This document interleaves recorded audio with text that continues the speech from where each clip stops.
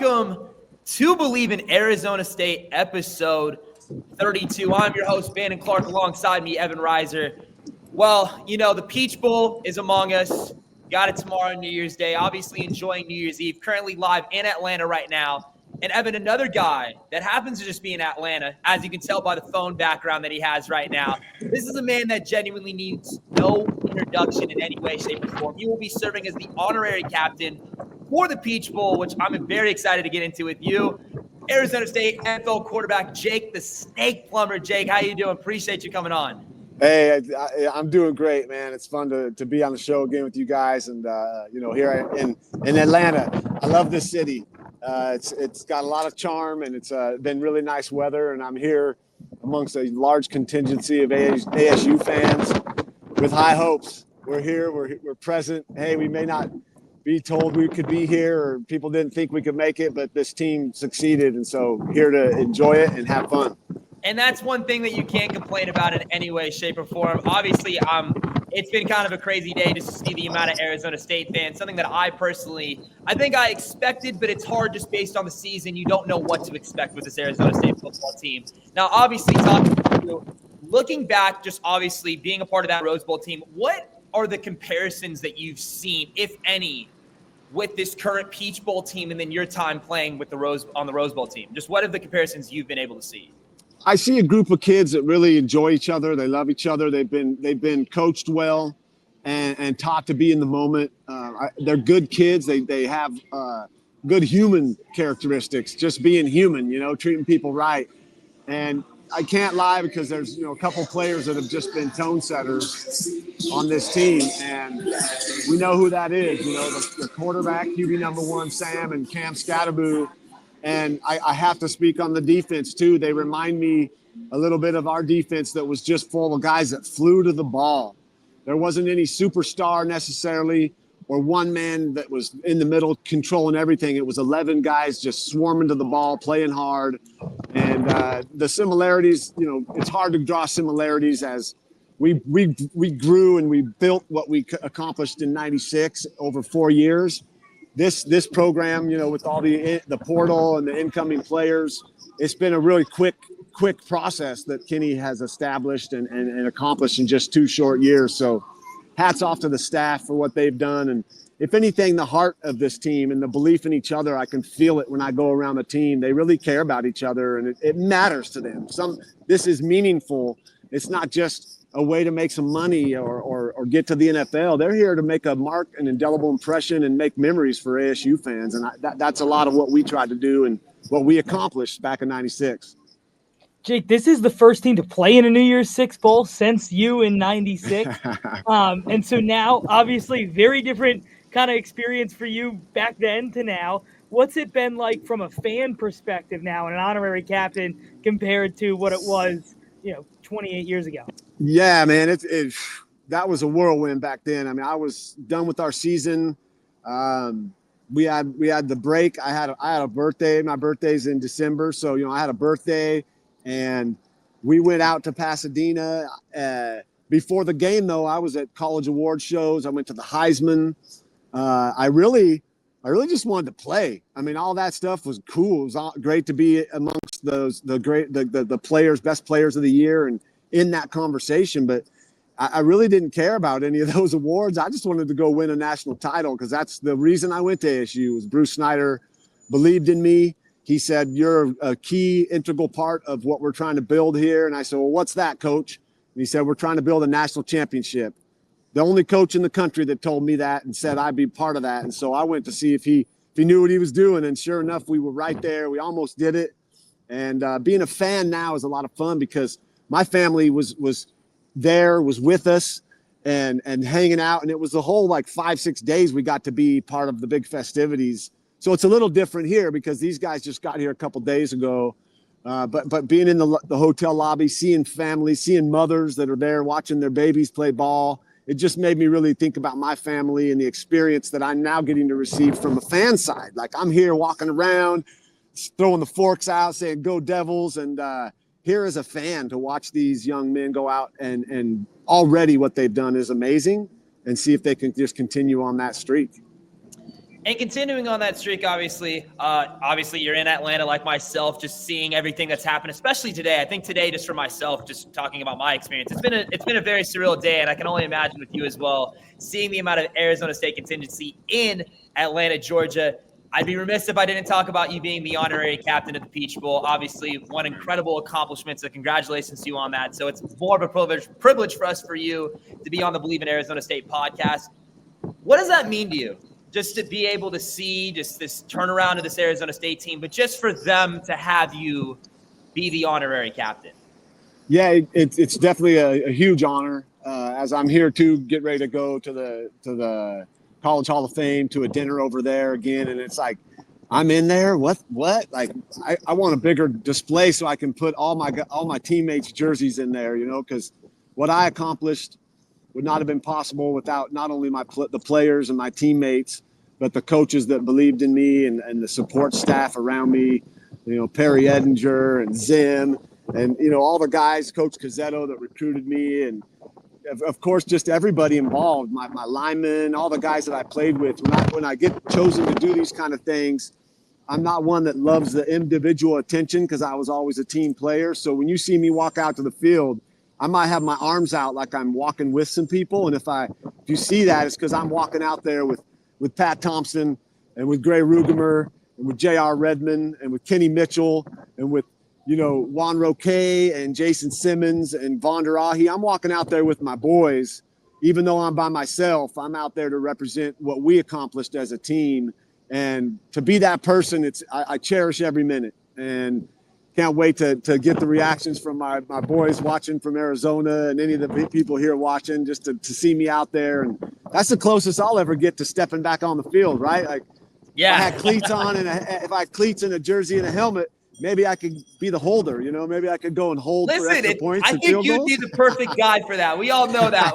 I don't think we're ever going to question that. So yeah, man, go out and hold and then reinstate my NIL, like this is crazy, get that money. We're living in, man. But I've done well. I did well. I'm fine with that. I'm really happy these kids are getting, some rewards out of their hard work and efforts, and history is being made to, right now, even tonight soon when BSU goes and plays Penn State. Like, finally, BSU, my hometown, Boise, gets a chance to go and say, hey, we do belong in the conversation. Or they might get smoked and they still can say, yo, we still belong in this conversation. We were here. And that's fun. And Arizona State also is here. And yeah, with the portal open and the competition for players and talent, man, that bracket for the first ever college football playoffs is going to have the Pitchforks ranked number 4. And that's huge for Kenny and what he's trying to build. Yes. And for the Sun Devils and for the support they need to garner to keep getting good players to come to ASU.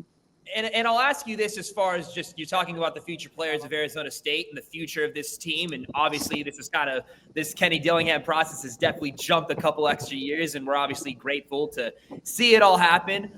I just want to you touched on it a little earlier about the thoughts that you have of this program. What was that turning point for you? Because we've had a lot of guests come on recently, and our big question to every guest was, when was that turning point for you in the season to where you really saw this team being like, you could say Peach Bowl expectations if you want to, but I would just say as far as, okay, this is a different team. This is going to be something very special. Yeah, I didn't have any idea that, Peach Bowl this or whatever. Like, all I thought was, I want to see this team be competitive. And at first, the Pac-12 went away. Now we're in the Big 12. That was a little bit of getting used to. I watched the Kansas game live. I was there at the stadium for their first Big 12 game in Tempe Sun Devil Stadium. And that was a barn burner, man, back and forth. And I saw what I wanted to see was a team that never gave up and kept coming back. And they kept finding ways to make plays. And guys were stepping up. And since then, they've even matured even more. Guys are getting more involved. Some players that you saw first off in the season that were a little hesitant are now playing at a faster clip. And I don't know if there was a certain turning point. BYU was a huge win, really, at home, and how that all went down and how wacky that was. But the kids kept their composure and they made it happen. So being a Sun Devil, I'm always going to be optimistic for what lies ahead. I'm not putting any thought into next year or who stays around or what happens, this, that, and the other.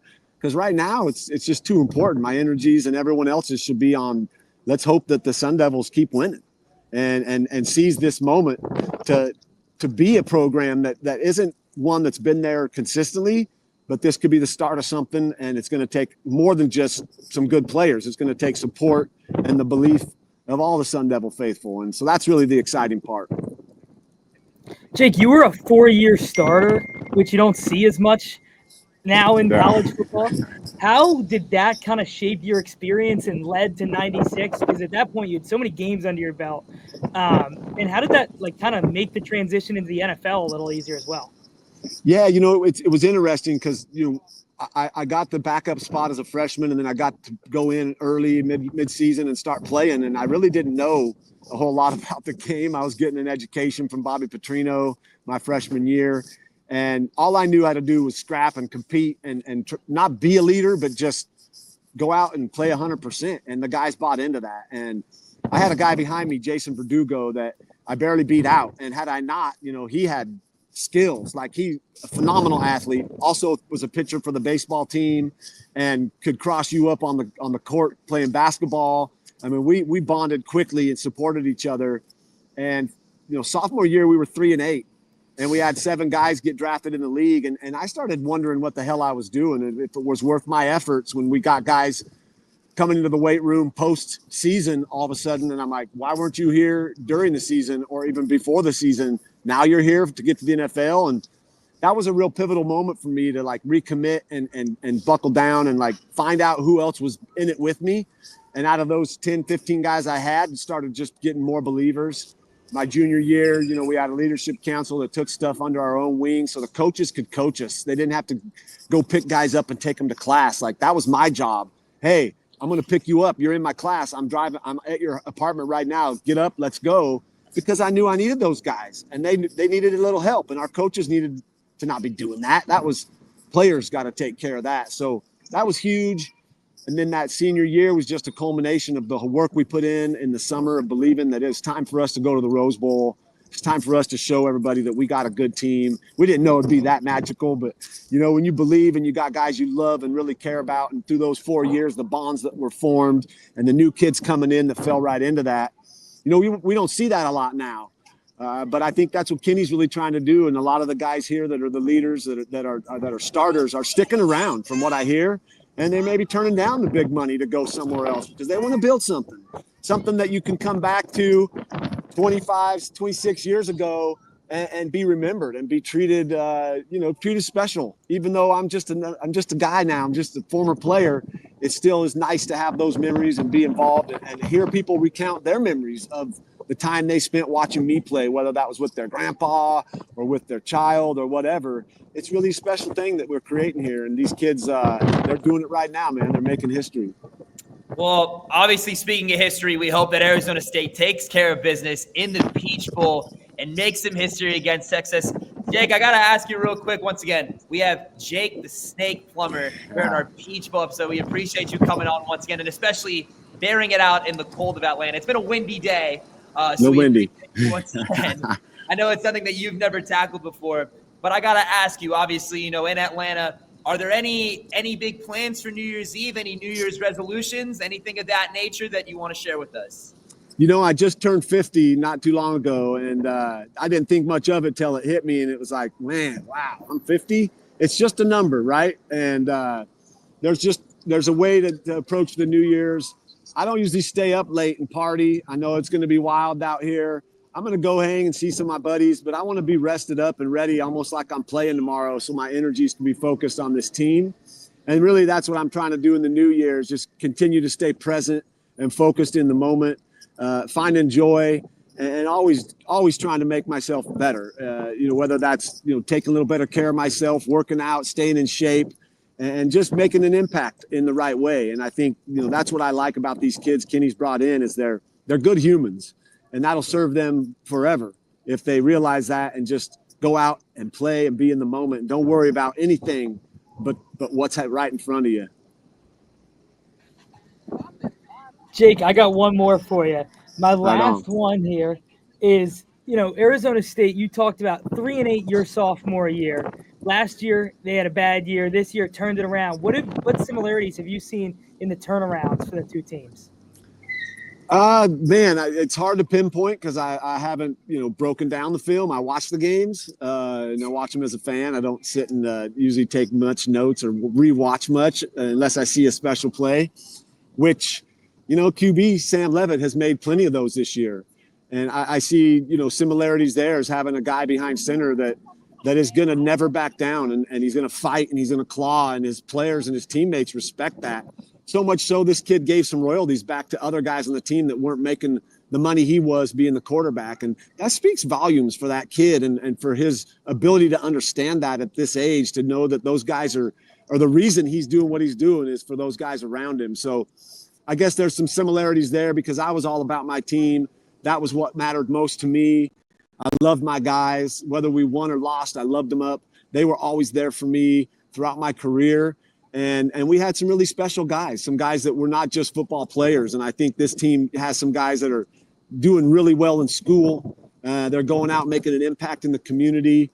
And that's what we want to see as former Sun Devils, is something reminiscent to the guys we knew well, whether they were partying a little bit in college and going out back before cell phones, before, everything was tracked.